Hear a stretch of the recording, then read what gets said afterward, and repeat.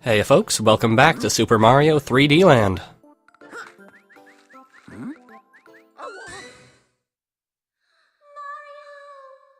Wasn't that romantic? Oh. Kinda dilutes the romance when it pans out and you see him wearing that raccoon suit, but I digress. He has some interesting interest in the bedroom, alright?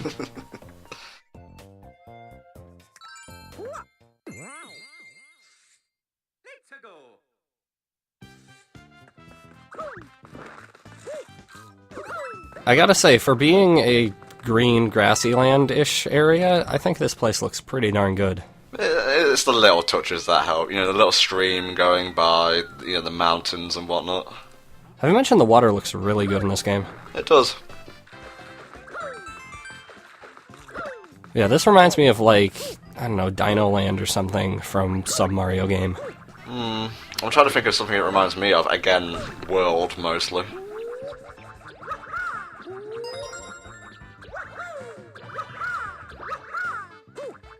You having fun with your spin there? Yeah, this technique will come in very handy on the final level, especially for batting off bob-ombs and whatnot.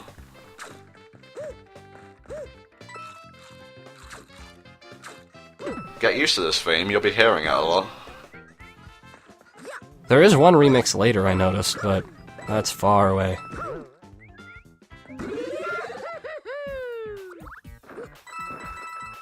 Hey, it's in 3D again.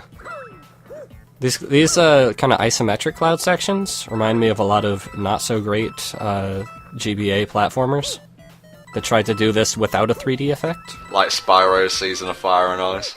Right. The one that I remembered was Banjo-Kazooie Grunty's Revenge. I still want to play that. It's not bad. It's just not Banjo-Kazooie. It suffers from technical limitations.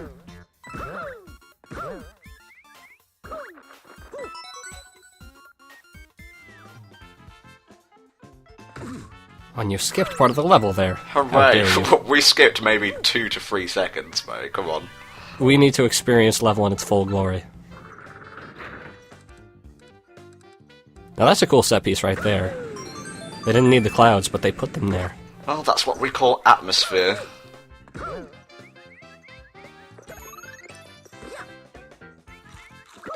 And again, it's a nice set piece to sort of make this level almost memorable. Without it, I think it would have been very boring and very dull. One thing I'm disappointed by, and that's partially because there was a level in Galaxy 2 that did it right, is that you have this tree slide, but you're going up. Because you could have a cool set piece of like, woo, I'm sliding down, but it doesn't happen. Now, I forget the name of the galaxy, but I know which one you're talking about. That's the one with the purple coin slide, isn't it? Right. Everyone remembers it because they died a lot, but... A lot of people cite it as, like, what they want Sonic to control like as well in 3D. I wouldn't really agree with those people. Now, I like the background here. It's very simple. It almost looks like it was drawn in crayon. Right, I think... Isn't Mario Brothers U supposed to kind of follow a similar aesthetic? Well, a lot of the backgrounds are normal. Some of them take very abstract art styles, which is nice, I guess.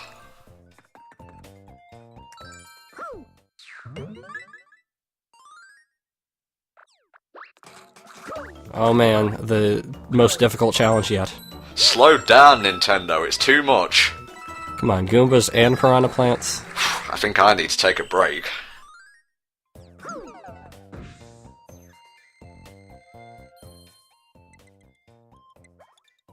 Now, I start to get paranoid after playing this game for long amounts of time, because I keep thinking that sign's gonna pop up. I was honestly expecting it to, just as a punchline to what you just said.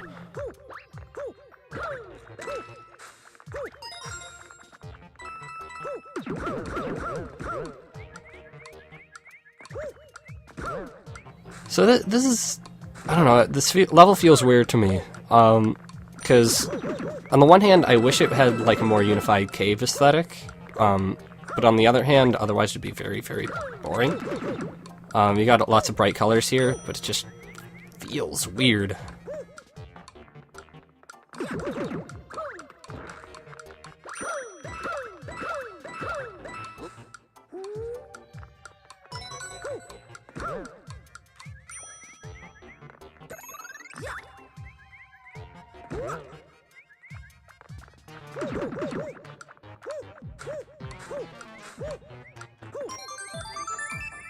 It doesn't matter what 3D Mario it is, I've always loved wall jumping. Except for maybe the 64 version of, well, 64. I found it a bit tricky though.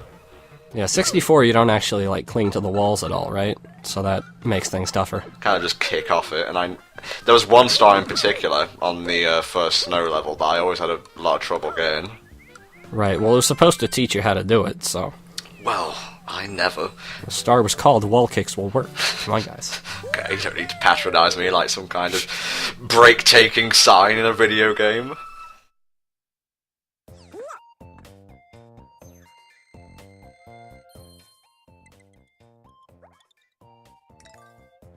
I'm gonna start getting the shake soon. It's gonna appear sooner or later. Is it like a regular set duration of time or number of levels, or...? I don't know. I guess they just put it in whenever they like to fuck with you. Ooh, rotating blocks. These remind me of all sorts of things. Such as? Especially a certain level in New Super Mario Bros. Wii, which had essentially the same thing. Giant, rotating Technicolor blocks. But they also remind me of kind of the drug levels in Super Mario Sunshine, because those would have a lot of rotating rectangular blocks. And they would actually bring those back in Galaxy 2 as well. Yeah. And I liked them. Yep, they're good. No arguing there. Anyway, I'm not sure what happened to that block there. Did, like, it swallow a leaf and become sentient? The whole... Well, the story of this game is, we didn't really explain it in part 1, but I get... Story? Yeah, there was like a storm, and it blew away all these raccoon leaves, and I guess people got a hold of the raccoon leaves and started to become sentient and gain new powers. That's horrific. It is, really. It's like you're just minding your own business, and then like a raccoon leaf makes its way into your tea, and suddenly, boom, you're a freak. I'm sure there's some sort of global commentary involved there. I think they do the same thing in New Super Mario Bros. U to explain where the new acorn power-up comes from. And they did a very similar thing in Mario Bros. Wii as well, except those were like presents for Peach's birthday, rather than on a tree.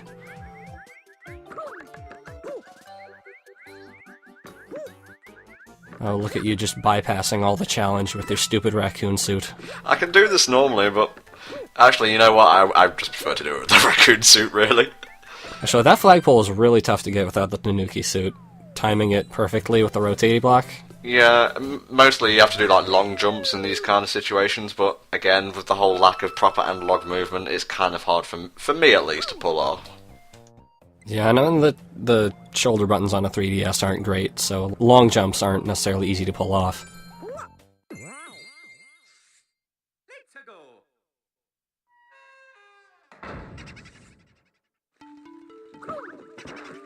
Ooh, look at that atmosphere right there. Man, this level would be so much better if it didn't use the exact same music from Mario Galaxy. Yeah, I guess it does, actually. That right. I mean, there's being cheap Nintendo, and then there's just being, well, Nintendo, I guess. It's a throwback, you see. At this point, the Mario series is kind of cannibalizing itself, because it's run out of new ideas. It either needs to go on a break, or they need to hire new people. Cannibalizing is a sick and twisted way to say it, but yeah, kind of.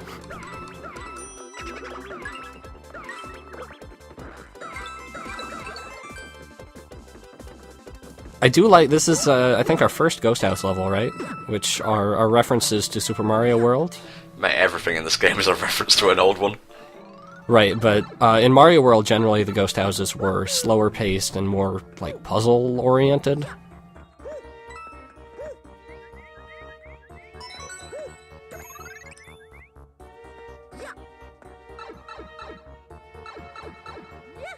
Generally, I don't find myself low on time for this.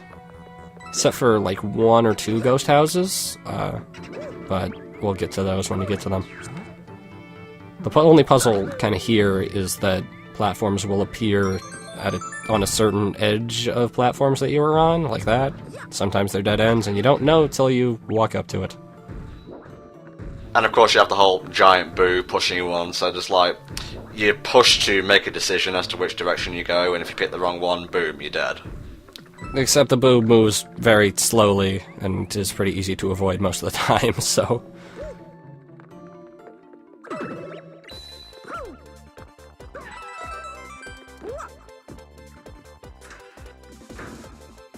Now there's a little Easter egg here. I wasn't able to show it off in the video. I have a separate one on my Misc channel which I'll post as a video response. If you wait here for, I think it's about 30 seconds, a ghost will appear. And it's kind of creepy actually, because it will scream at you, wordlessly, but it will scream at you before fading out. Yeah, it's kind of like the mysterious watchers in that one galaxy, in Mario Galaxy 2, I think. Shiverburn. Yeah, Shiverburn. Where it's just, you have to look for it, it's never mentioned, nobody knows what it's about, but it's surprisingly dark for a Mario game. Apparently in the code, those things are known as trees. They ain't no trees, okay? Oh, they no, have eyes. They're not.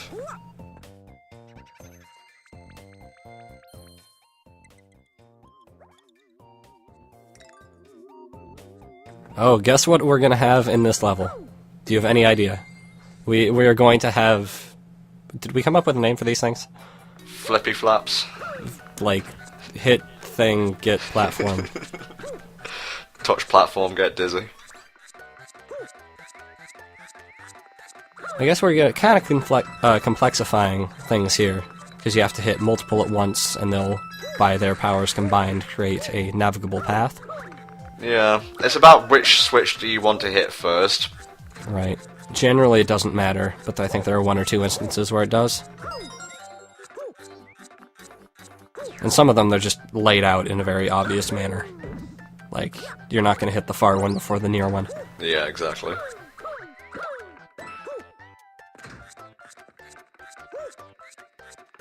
Oh, look at the spike blocks where you need to walk. The difficulty is just ramping up here in World 4. It's too bad you can't, like, jump over them. Oh, never mind. Now that's actually, this is a clever, almost star coin here, because if you're super tunnel vision, you'll just ignore it and go in the warp. Or you may think you'll be able to, like, stay at the side of a platform and just go past it, but no, that thing has a very big hitbox, you want to jump over it instead. Which is convenient in other situations, but detrimental here.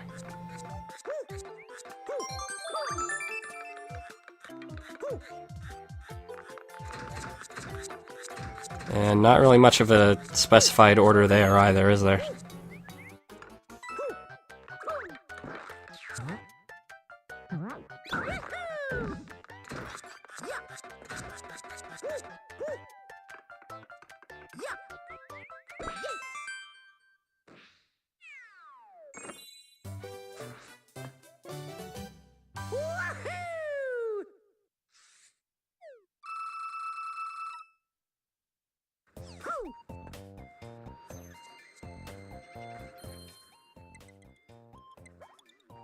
And then yet another airship level.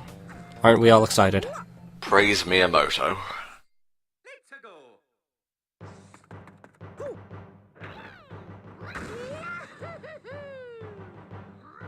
I don't mind the airships, but just one after another. You think they could have maybe, if they were taking things from Mario Bros. 3, throw in one of the tanks or something?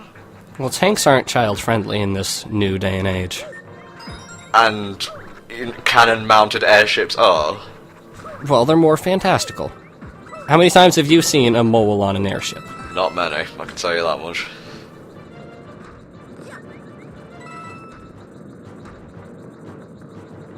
That's something weird with the camera there. It really doesn't, like, follow you immediately. And you've got an enemy down there, so it can easily hit you while you're not able to look. That's part of the challenge, I guess. I don't think that's a good kind of challenge, though. You think it should speed up according to how far along in the level Mario is? I feel like auto-scrolling should be a way to keep you moving, but it shouldn't be a way to keep you still. I do like the use of the flippy platforms here, because they are a way to kind of check yourself. Before you wreck yourself? Right, before you wreck yourself, and I've wrecked myself many times. Oh yes.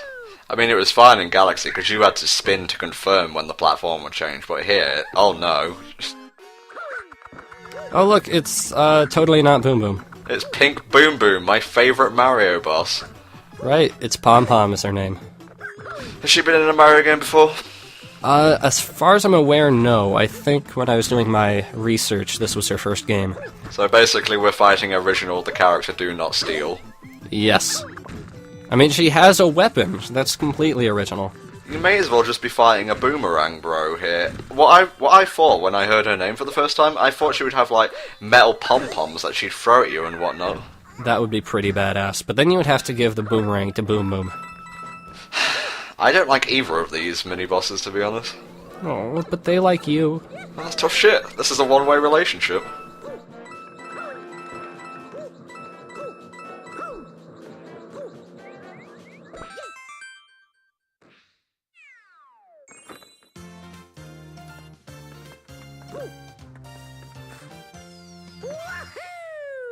No, I don't know what you actually have to do, timer-wise, to get the balloons. They seemingly come at random for me. Right, I think there are specific rewards for specific times. I don't remember what they are. Oh well, I guess we'll find out someday. See you all next time in World 5 of 3D Land. Bye bye for now.